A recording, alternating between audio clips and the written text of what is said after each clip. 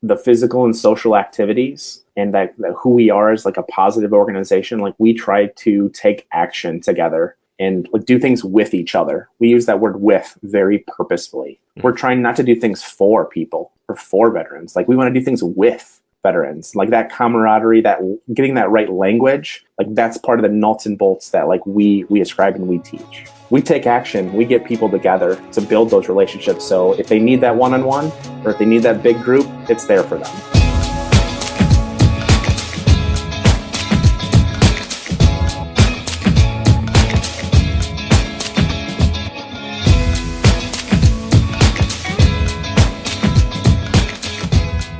Hello and welcome to this week's episode of the Breaking Muscle Podcast, where we highlight the people and organizations who are making a tangible difference in the lives of our veteran population. I am Pete Hitzeman, the managing editor at breakingmuscle.com, and your host for today's show. This week's episode is a special one for me because I get to talk about an issue that is deeply personal. It's easy to become jaded by statistics, but the 22 veterans a day who take their own life is one number that has touched me personally. When there's a name and a face that you once knew behind that number, it takes on a deeper significance, all the more so when it's a former brother-in-arms. It's not good enough for us to shove our hands in our pockets and sadly shake our heads. This is not a problem that will be solved by throwing more money at it. There needs to be concrete, immediate, and personal action. Team Red, White, and Blue has stepped into that gap. Their mission is to enrich the lives of America's veterans by connecting them to their community through physical and social activity. If you've seen a bunch of eagle-emblazoned flag-waving crazies at your local 5K, that's Team RWB. But behind their unabashed patriotism and almost impossible friendliness is a group with a very serious purpose. They're using the best tools available to fight back against the tidal wave of veteran disengagement, depression, and suicide by fostering camaraderie, purpose, and mental and physical health. Zack Armstrong is the director of programs for Team RWB, and he sat down with me to dig into how they take action every day all around the world to create authentic, positive connections between veterans and civilians alike. He details the philosophy and core values that they deploy through their cadre of Eagle leaders who then become engines of positive change in their local communities. We discuss how they've managed their exponential growth while preserving their culture, and how their leadership development programs focus on providing the skills and practice needed to engage veterans in empathetic, authentic relationships. This is normally the part where I tell you to go and rate the show and review it wherever you found it, but all I want you to do this week is go to teamrwb.org and check them out. Join your local chapter and check out what they provide. If you listen to this podcast, you're probably the kind of person who wants to make a difference, and this is a great way to do it. I hope you enjoy the show.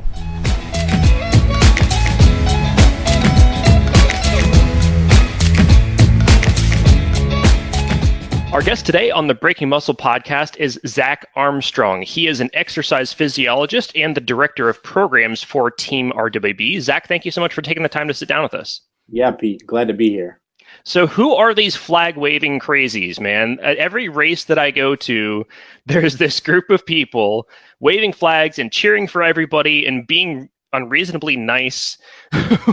Who is Team RWB? Well, I think you're trying to be kind there, Pete. But I would say like those are Team Red, White, and Blue crazies. I mean, they're Eagles. I would say running with Old Glory is kind of in our DNA as well. You know, we've been doing races, events, since day one, running with Old Glory. And, we do it because of our mission. Team Red, White, and Blue, we're here to enrich the lives of America's veterans. And we do so by connecting them to community through physical and social activities. So, like you said, whether it's running or walking or whatever event our Eagles are doing, being with the flag is an enriching activity. And, it just brings a feeling over you. Like I feel connected to something larger than myself when I'm running with the flag or being with the flag and, thinking about it. Like I just feel present, like nothing else is on my mind. So when you talk about like those flag waving crazies, like that's what I think of. Like that's part of our DNA. And, whether it's the Air Force Marathon or a local 5K or our consistent, physical and social activities, like people, you see Eagles running with the flag, being with the flag. It's part of our culture. It is part of your culture, and it's an unabashedly embracing culture, which is something I found out last year. I wrote a column about my baptism by bicycle with Team RWB last year at RAGBRAI, that registers annual Great Bicycle Ride across Iowa. You can find that at breakingmuscle.com.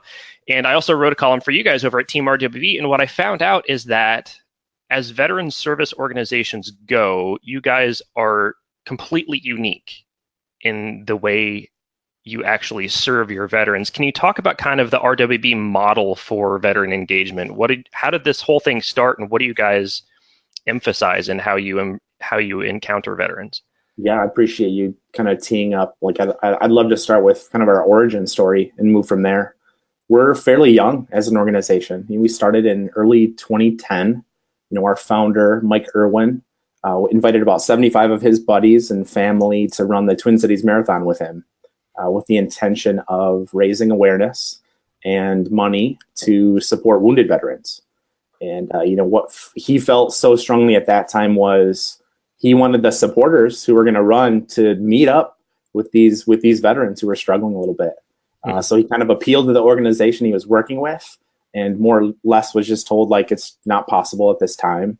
And that kind of sparked Mike. He was like, I want to have a connection. Like, let's do something different.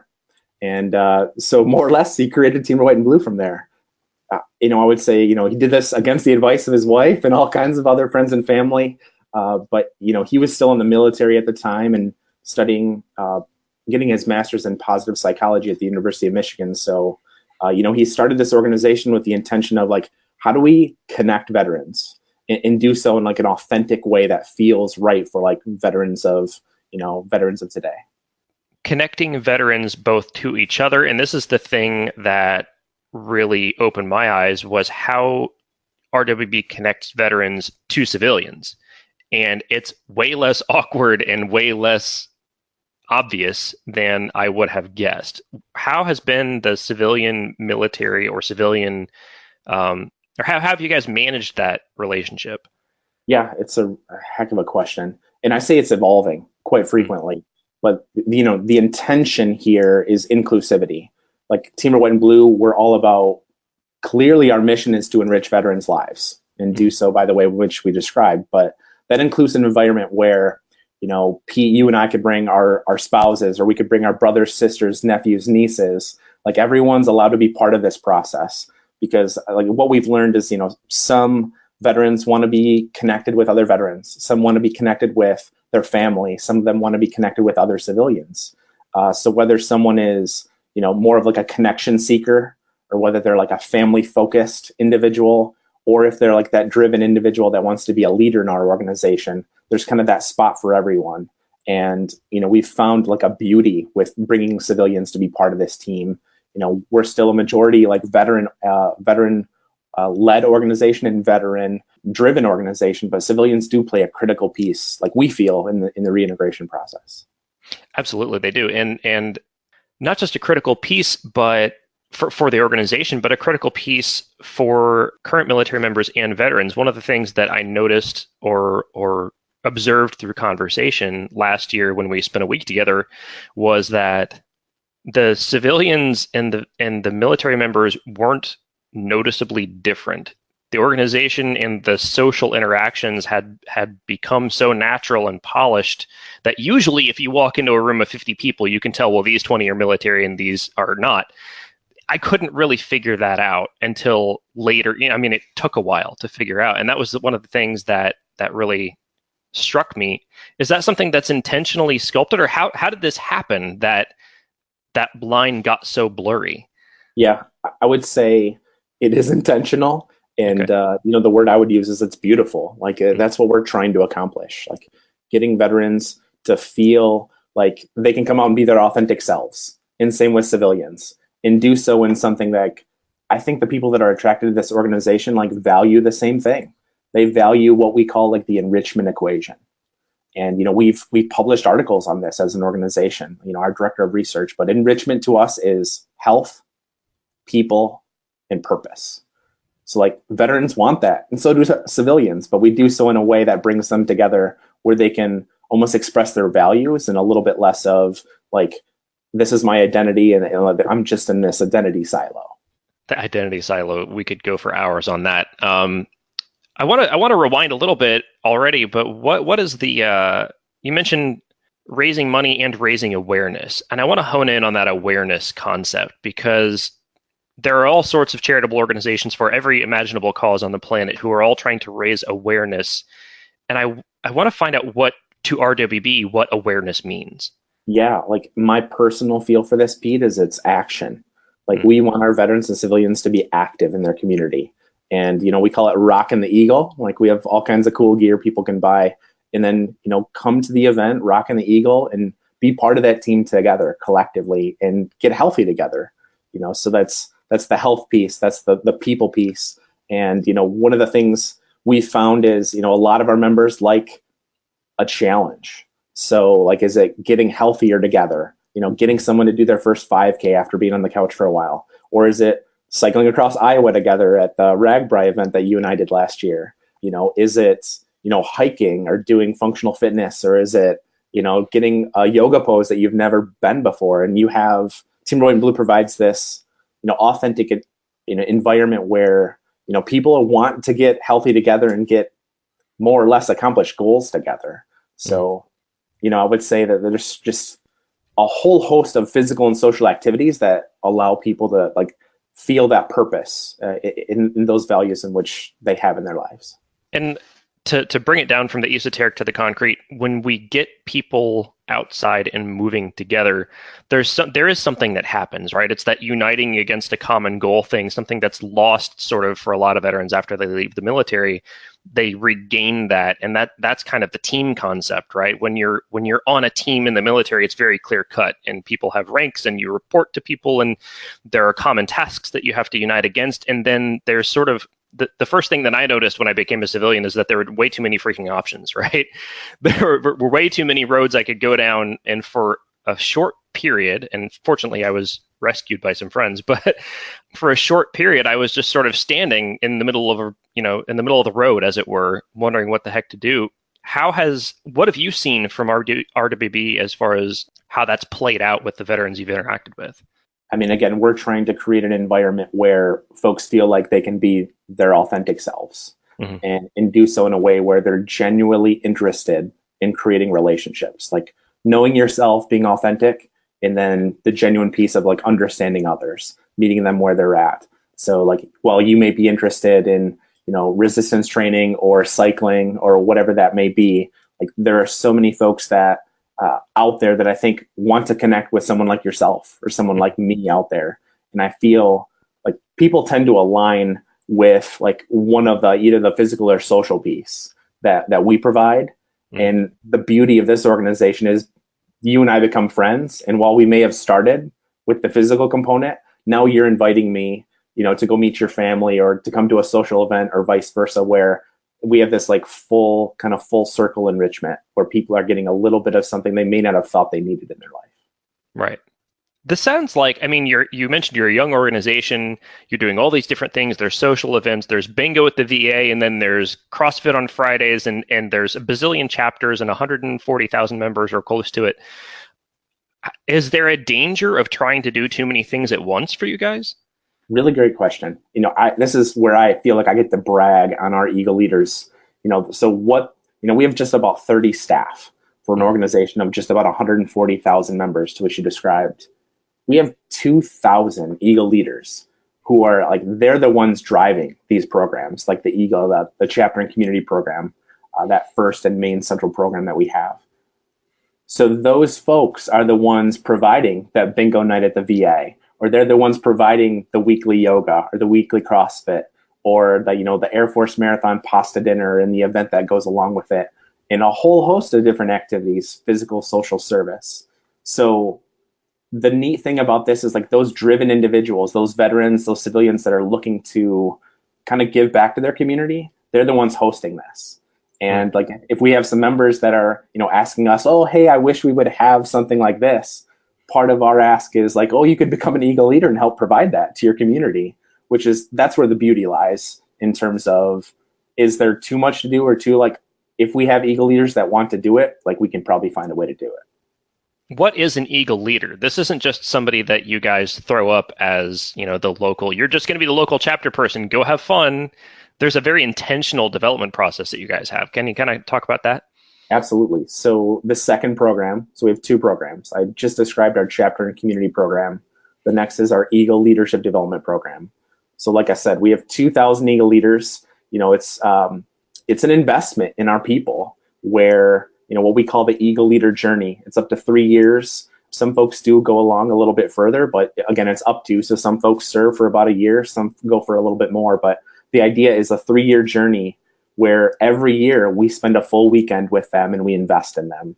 It's whole brain integration, whether it's education. We do movement and coordination, like what we're best at. And then talking about genuine relationships, and then clearly like elevation, like emotion, self-reflection, all of that. But how I'll really describe this, Pete, is Eagle leadership is all about building genuine relationships. So we talk about the Eagle: empathy, authenticity, genuine, loyal, and effective. Like those are the 5 core pieces to our Eagle Leader Development Program. And at the end of the day, our Eagle leaders like get a chance to be invested in once a year in a very healthy way. They come back to their chapter kind of with their hair on fire and ready to go and do more and get more veterans engaged in our programs. And, that's the Eagle Leadership Development Program in a nutshell. And I have to say that the hair on fire thing is almost literally visible. The Eagle leaders that I interacted with early in my experience with RWB were almost annoying with their enthusiasm at first, but it becomes less annoying when you realize these people are serious. These people are actually the kind of caring, empathetic, outgoing. They just want your life to be better however they can make it better, and whether that's through any side of RWB's program offerings, they're going to get it done. How do you select Eagle leaders? Do they come to you? Do they spawn out of the ground fully formed, or how do you find them? Yeah, they do come to us. We typically have a leadership team in each chapter of about, at a minimum, like 6 people, and it upwards of like 30, just depending upon the chapter and the needs of the veterans and civilians in that chapter.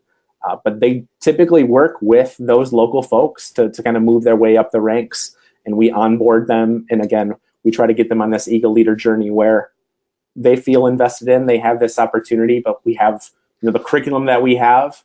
And the really, again, beautiful piece to this is the local leadership helps to mentor Eagle leaders to kind of bring them up through the ranks. So, I mean, if there's someone that wants to serve their community, like there's a spot on the leadership team for them. Like our chapter captains will work with them to kind of grow them through the ranks. And it's crucial to note that you're not developing leaders for the sake of enhancing RWB, right? That is an effect. But what you're actually doing is developing leaders for their local communities. The leadership skills, and we can kind of maybe get a little more granular on that, but the kinds of skills that you are cultivating are the kinds of skills that are going to make these people more effective in their communities, regardless of what they're going to be involved in, whether it's, their gym or their running team or their church group or whatever. What are the tangible skills that you're giving people as they develop as RWB leaders? Yeah, Pete, I mean, that's a heck of an outcome in terms of like the long-term payoff is someone understanding what we call Eagle, the empathy, authenticity, genuine, loyal, effective, to another level. Because I feel like we're lucky enough, so many of our Eagle leaders come with all kinds of great skills. Like this is a way for them to like hone and sharpen their skills and again, accomplish something that's like close to their heart and something that they value. But within the Eagle Leader Development Program, the first year is like focused on the individual. It's the you. The second year is all about like chapter effectiveness. Like what are the scenarios? How can you get better as a chapter leader, like working in a nonprofit in that way? And then the third year is like, how are you going to translate these skills to be effective in your community? Like whether it's, coaching your daughter's T-ball, or whether it's, being a coach or a leader in your organization, or just like a better husband or wife. Like how is this going to truly translate to make you a better individual? And again, I wouldn't say like there's a narrow focus to this. And this is where Eagle leaders get to kind of define their own path, what will make sense for them. So absolutely, those skills, like again, Eagle leadership is all about building genuine relationships. So if people veterans specifically want to get involved in this, like there's a spot. And building those meaningful relationships is one of the bridges that RWB tries to mend after somebody gets out of the military, right? When you're in the military, those relationships happen automatically almost because you're on those small teams. You're very often kind of thrown into a tent or a boat or something else with someone for a very long period of time. And you're going to have to be at least working relationship friends. You're going to have to form a meaningful relationship because there's things that need to be done or you're all going to die. So, but then trying to form those relationships, what I've seen, trying to form those relationships once you're out into that chaotic world of civilian life can be a lot more difficult because there is no common bond or common understanding of the world or even lingo. So are there ways that you kind of teach, specifically teach veterans or veterans and civilians really to communicate with each other more effectively? In some ways, yes. In some ways, no. Like, again, like I feel like without getting all into the, the soup of the pudding here, what I hear you say is talking about camaraderie. Like, it's all about camaraderie, and that's part of our ethos. It's part of like the guiding beliefs that characterize who we are. While there are some nuts and bolts to this, like what I would say is the physical and social activities and that who we are as like a positive organization, like we try to take action together and like do things with each other. We use that word "with" very purposefully. We're trying not to do things for people or for veterans. Like we want to do things with veterans, like that camaraderie, that getting that right language. Like that's part of the nuts and bolts that like we ascribe and we teach. I think that "with" thing is cannot be emphasized enough because of all of the veteran service organizations that I back and support, and I'm big fans of all of them because they're all trying very hard to do as much good as they can. Most of them are concerned about providing aid, and there are endless opportunities to provide that aid. So I want those people to continue to do that good work. But there is a gap there between providing aid and being that ongoing relationship that is the number one preventer of suicide, right? So you and I know from both personal experience and from the horrible statistics surrounding veteran suicide is that the number one predictor of somebody not going through with it in general is deep, meaningful relationships, social interactions, ongoing social obligations, the kinds of things that keep you going to the next day. What have you seen turn around for people in their fight with PTSD, their fight with suicidal ideation after they've joined RWB? Yeah, Pete, lots to unpack there. What we do best is relationships. And, while you or I may value a little bit more one-on-one or small group, in Team Red and Blue, there's also all kinds of opportunities for larger group interactions as well. And, part of what I've learned and seen across the years with buddies is, some people want like a smaller group, tighter connection. Some people want to be around like the epic event constantly. I think, part of, learning what people value and what they want, like what they need at that time, because you and I may need that epic event. And then next week, we really want a little bit more one-on-one connection with people. So, Team Red and Blue, like we're not mental health providers. Like I want to make sure that line is drawn. Like there's a very important place for the psychologists, psychiatrists, social workers that do excellent work. And our Eagle leaders have those resources to whether, they're able to help folks if they kind of hit that boundary or hit that threshold. But what I would say, you hit the nail on the head. Like we take action, we get people together to build those relationships. So if they need that one-on-one or if they need that big group, like it's there for them. How did you end up in RWB leadership? This was not a linear path for you. Yeah.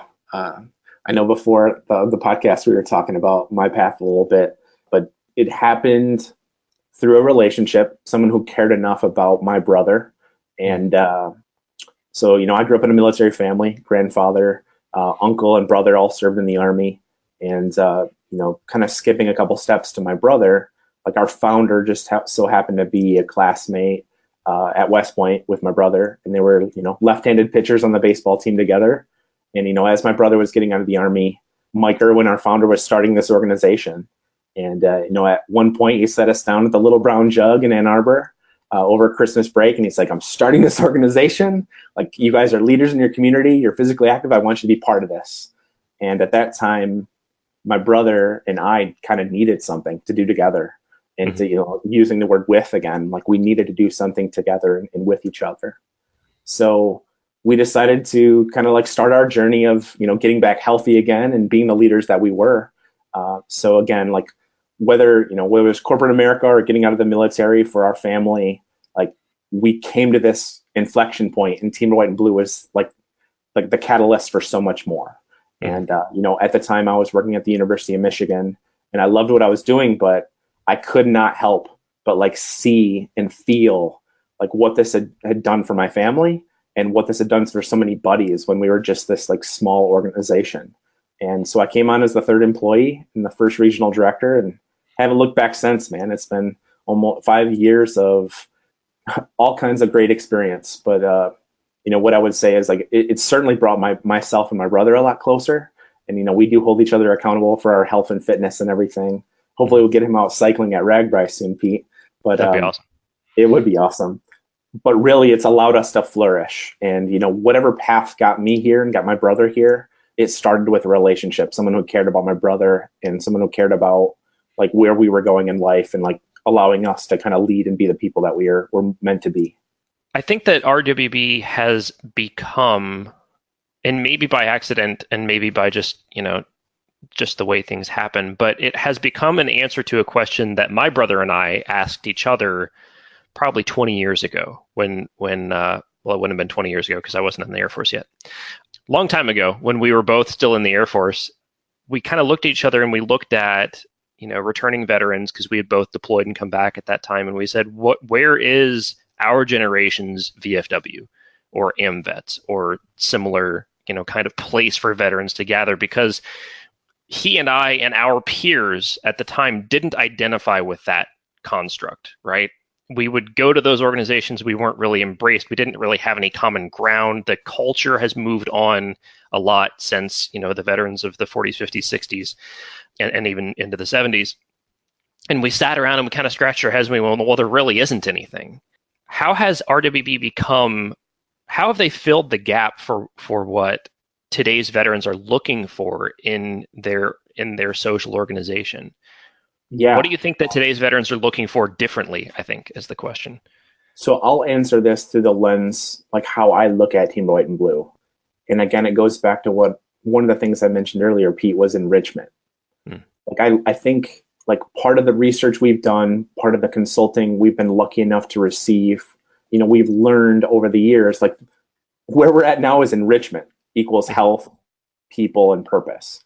But before that, when we were going back to, we spent a significant time and energy in the early years trying to identify, like asking the right question, as a good researcher would do, like who is the American veteran? And like, what does she and what does he want? What do they need? So in the early days, like McKinsey helped us out, like identifying, and again, part of the terms I was using earlier, like veterans typically fall into 3 groups within this field of research, like the connection seeker, the family focused, and the driven. And kind of the beauty or the real kicker is the connection seeker and the driven folks, like they have complementary needs.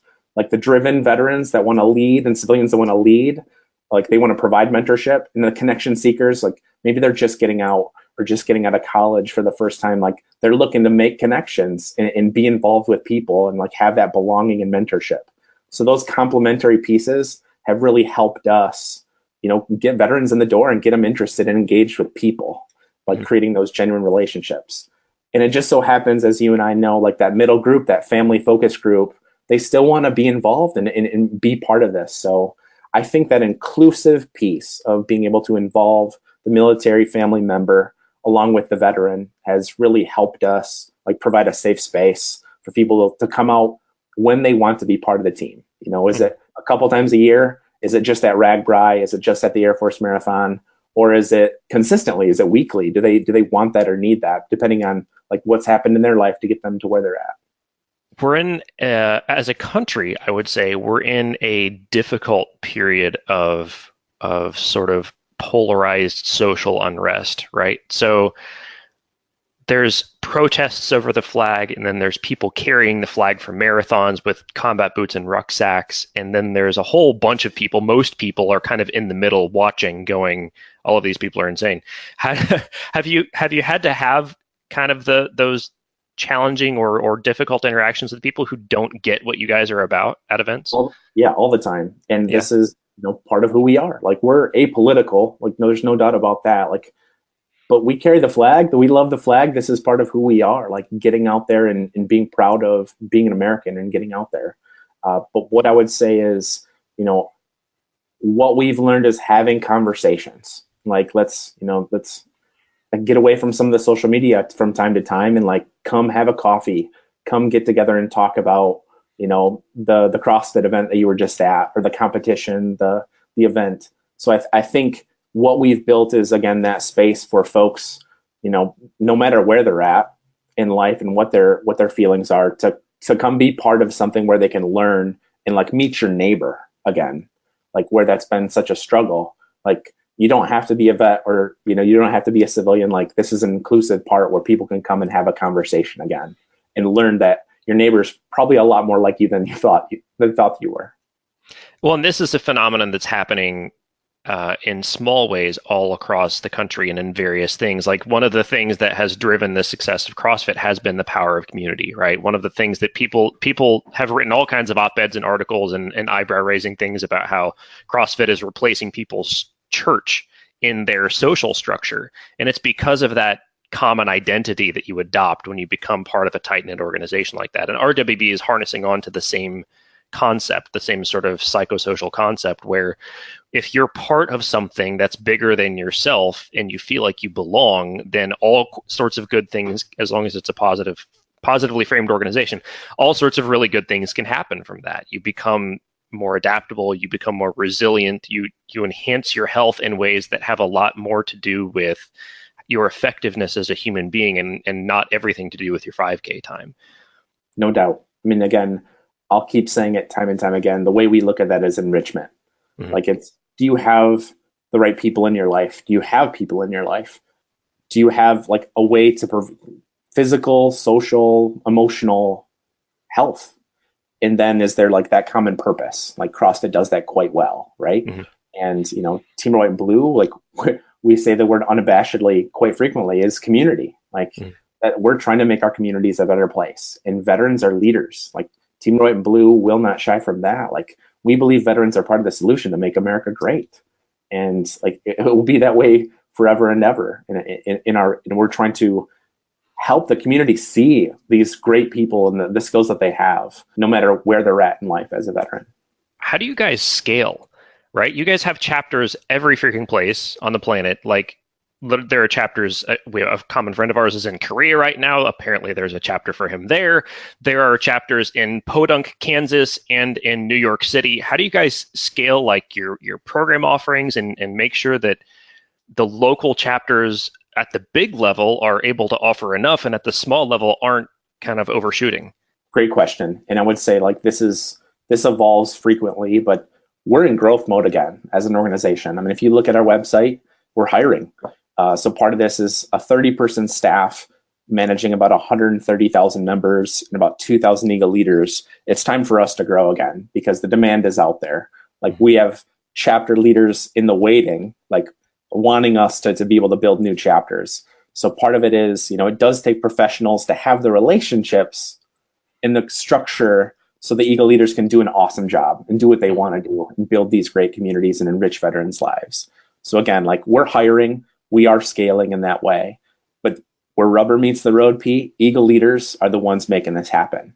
And, I wake up every day thinking like, do my people have what they need? Can I get them just make their job a little bit easier so they can enrich another veteran's life?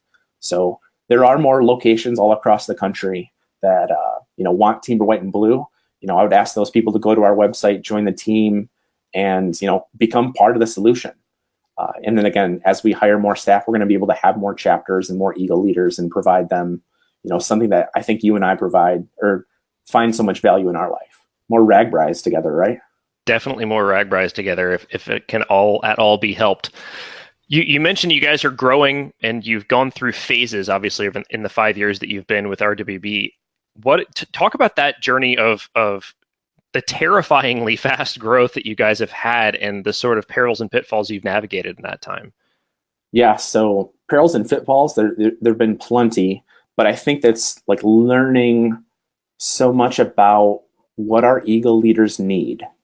Mhm. And if they're the ones providing this chapter community program, the local, consistent, inclusive, they have to have some flexibility. They have to have ways to remove barriers for veterans to get active. Like so much of like the first 3-4 years was how do we connect with this? How do we get them out for their first event? Like that's the switch. Because then, just like you with Ragbri, you got a chance to see like, oh, I don't even know who the veteran or civilian is. Like, this is kind of neat. Like, what is this about? Like, these people are all pretty nice and they actually mean it. Like, they're not just, they're not getting paid to do this. Like, why is this? So I feel like so many of the difficulties stem from like, how do we remove barriers for our people on the ground to get this to be what we all want it to be? And I can't say it enough. It's all about picking up the phone and creating a relationship with someone, inviting them to a coffee, like inviting them to lunch, dinner, to a CrossFit event, to whatever is going to provide enrichment in their life. Mm-hmm. So like those were some of the key learnings in the early stages. But in terms of scaling now, it's truly that Eagle Leader Development Program. Like we want to invest in our people that have given so much back to their communities and provide them a couple more exercises and ideas for them to come back and like take it one level deeper. The depth of our programming is just becoming exceptional, something I'm very proud of as director of programs. We've touched on the veteran enrichment thing, and I want to go back to it, touched on it. We've talked about it at length. I want to go back to it again for a second because there are a whole bunch of organizations that we mentioned before, a whole bunch of VSOs that are doing work to help save veterans' lives, and that's good. But the niche that RWB is filling is making veterans' lives worth sticking around for, if you will, like creating that reason to get up in the morning because I have a thing that I'm going to go to where there are people who are going to care about me and expect me to be there. It's not just crisis counseling has a place, mental health professionals have their place, physical health professionals have their place, but we're social professionals, right? We are the people who are going to help, create that tight-knit bunch that's going to help people, veterans and civilians, want to be part of something bigger than themselves that keeps them sort of going. And that's really what enrichment is. And that's what everybody, I think, in the fitness industry at the heart of it is trying to provide too. Like we're all just trying to make people's lives better. If I put 30 pounds on your squat, I'm going to be proud of you, but I'm going to be more happy that you're happy with yourself and that you've learned something about yourself and that you have learned how to make progress in your life and you can go and apply that outside the gym. That's the whole point of the thing. It is. Yeah, I think I'll go back to that common language again as the with. Like it's so much better when you're with someone that you care about or you have a couple people around you that are helping you accomplish that goal. So like that esprit de corps, that camaraderie, whatever people want to call it, part of what we've learned is like, there's a couple great proverbs that explain this, but like it's great to go far by yourself. But if you go as a team, like there's so much more to come from that experience. Mm-hmm. When you share that PR with someone who helped you get there, it just means more. Like there's something to that. RWB has had a lot of help getting all of this stuff done. Obviously, you guys have 30 employees. You have 140,000 members. You're all over the world. You've got airline tickets to. How are they getting this done? Yeah, the many organizations and foundations like help make this possible. I mean, what I would say is the veterans and civilians that come out are part of that solution.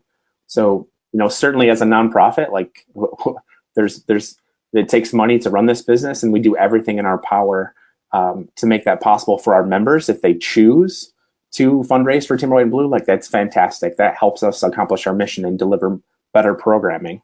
But like, I'd be remiss to say like there are many great foundations and organizations, and anyone could look at our website to see like who believes in us and who makes this possible. I mean, just like any veteran that signs up for the team has that opportunity to get that Nike Tech shirt sent right to their house. Like that's a big barrier to remove. Like, here's your new uniform. Like, come be part of this. Be proud. And we're going to be here in your effort to enrich your life. So, and it's freaking sharp too. Like that Nike gear doesn't play. It's really nice. I appreciate that. And again, there are many funders who help make this possible. But like one of the things we've learned throughout the years is there are many Eagles that want to contribute to this as well. And that's fantastic. Just as much as first and foremost, we want veterans and civilians to come out. Like that's what we want. But there's also a place for folks who want to fundraise for our team and like help make this possible for even more people.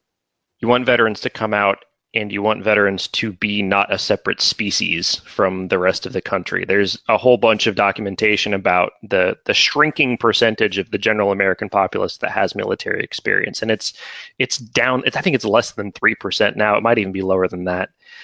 And there has become a military civilian divide in the country as far as understanding of the world. And, the military service tends to be hereditary, as you know, and I know.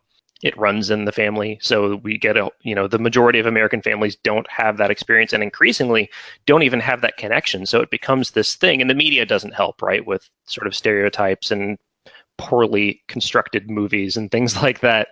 How do you overcome, or how do you help people, I should say, overcome that stigma of, oh, you're a veteran, you might go off at any time? Like, how do you make veterans feel normal and then make people understand that veterans are just people?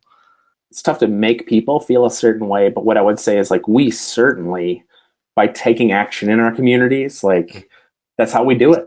Like when you see 20 Eagles running with the flag, like there's something there. And again, we use that word with. Like if people have that opportunity to honk their horn or come out and say like, hey, what are you guys doing? Like it sparks the conversation. And that's that next step to building a genuine relationship. So they know that, oh, this is a veteran in my community. She or he may have like they're clearly coming back and like wanting to be part of a healthy society. Mm-hmm. So I think, again, Team Red, White and Blue is all about like veterans are assets to their communities. How do we present that to folks who, like you said, may not have been part of a military family or military community? So, and again, maybe that's even part of the social or service side. So it's not just the physical. Like if we're, helping someone move, or if we're planting a garden or raking leaves or like any service project, or it's a social, we're out at a ball game and people have conversations like, oh, what's your group? What are you guys doing? Like, I think they can see and feel because of that conversation of like with a veteran and like, this is what veterans are all about. What does a healthy society look like to you? Oh man, that's another podcast, isn't it? One of the things, I look at is, we talked about like knowing your neighbor. Like that's something I really feel strongly about. Like our first executive director, like I think I took some of that from him, getting out of, corporate America, learning what I learned there, working in a couple different fields, and now coming to Team Red, White and Blue. Like I want my kids someday to like know their neighbors and feel safe and, be part of something that, they're very proud of. And I think, you and I might be, if I can speak for you, like, I think we're proud.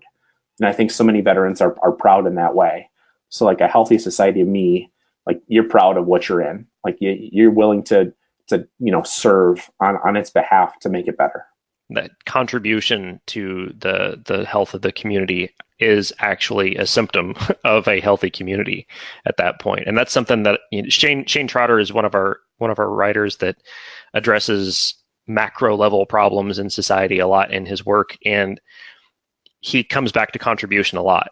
What are you giving back to society? Are you driven to give back? Do you have the tools to give back to society? And are we equipping you at the educational level? Because he's a high school strength and conditioning coordinator. So he sees all the time kids that just don't have the tools to give back on the physical or the emotional level.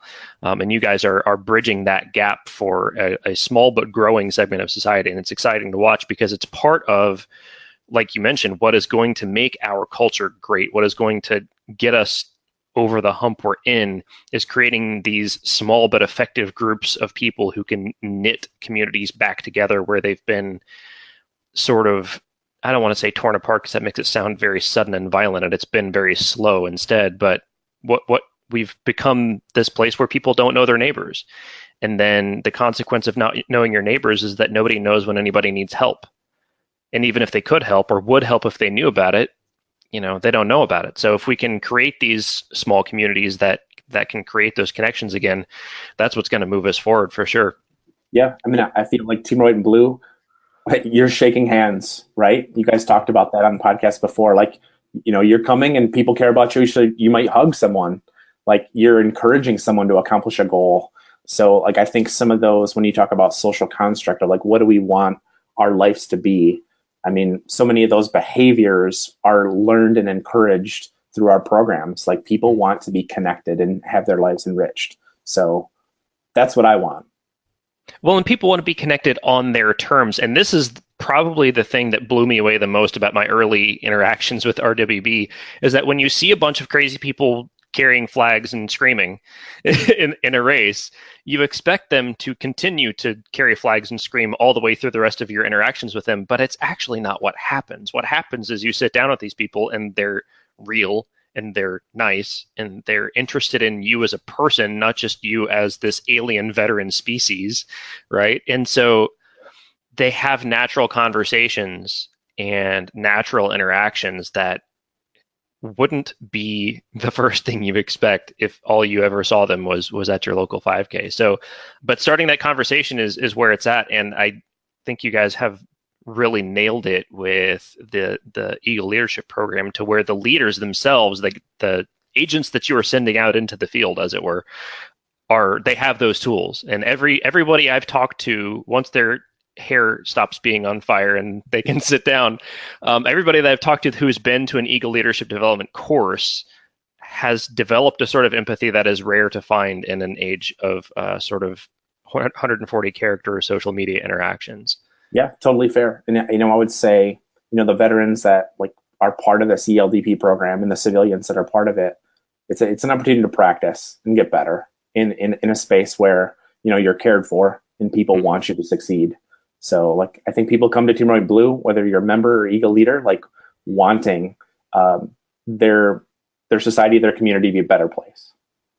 And getting the reps in, I think that's a really crucial thing, or a really important part of what you guys are doing, is giving people an opportunity to get that practice at being empathetic and genuine and all those things, because there aren't a lot of risk-free opportunities to do that in real life, right? Like, our spouses are probably bear the brunt of most of that practice, right?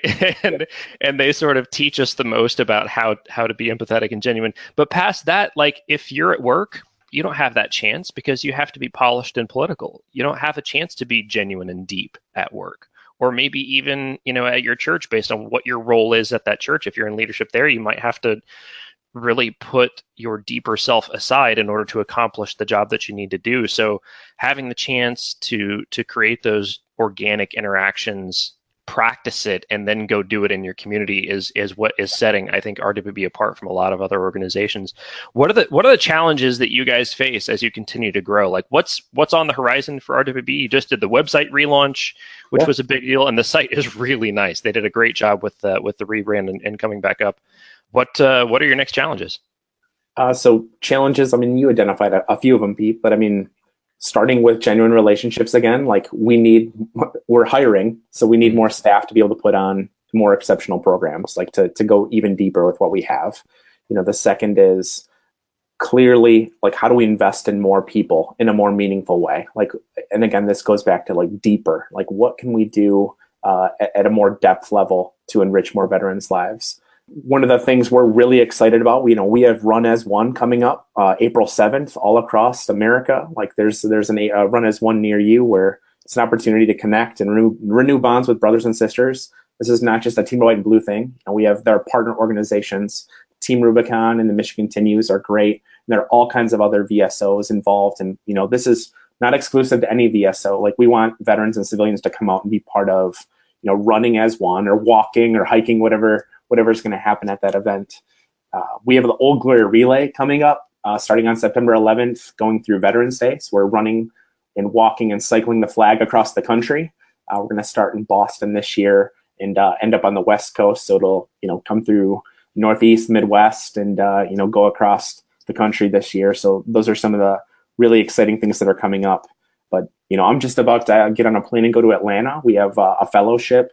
So some of our Eagle Leader Fellows who, again, act as some regional staff to support and to be able to, mentor some of the Eagle leaders. I'm just about to invest in them and spend some time together and kind of live by the Eagle ethos when we're there. But really, my aim is to ensure that my people have what they need. And like you said, as we're scaling, there are unique challenges to building relationships. And the fundamental piece to building relationships, you need other humans to be invested in building those relationships. Mm-hmm. So I'm looking for more Eagle leaders all across the country to raise their hand, veteran and civilian alike, to say, I want to be part of the solution in my community. Like, I want to enrich veterans' lives. What does it mean to live the Eagle ethos? The 6 words that characterize that for us: people, passion, positivity, community, commitment, camaraderie. So, that's, where some may say like values or culture. Like, we want to aspire to live by the Eagle ethos. So where you and I may not be able to live up to those 6, ideals every day, but we're going to try. We're going to aspire to live by that. So everything that we do should be connected to people, passion, positivity, community, commitment, camaraderie. And if everybody did that, boy, we'd be in a much better place. What's next for you, Zach? You said you're getting on a plane to Atlanta. Are you taking over the world next year, or what's next on your horizon? Yeah, well, spend some time with my wife and my brother. I think we're gonna head up to see a Foo Fighters concert pretty soon, so that should be awesome. We're excited to do that. And then, clearly, like I mentioned, Run as One. I'll be there. Old Glory Relay. It's coming through the Midwest this year, and it's where I live, so I'm really excited to be part of that. But taking over the world's on the list. But I mean, let's start with Run as One and Old Glory Relay. And I think he'd be a benevolent dictator. Zack Armstrong from Team RWB, thank you so much for your time. If you are interested, and you should be, in finding out more about Team RWB, the website is teamrwb.org. You can sign up to be a part of the team there. You can donate. You can find out what events are going on in your local area. Are there any other social media channels where people should find out what you guys are doing? Yeah, you can find us on all the social media channels. But starting off with the website and being part of the team, it's free.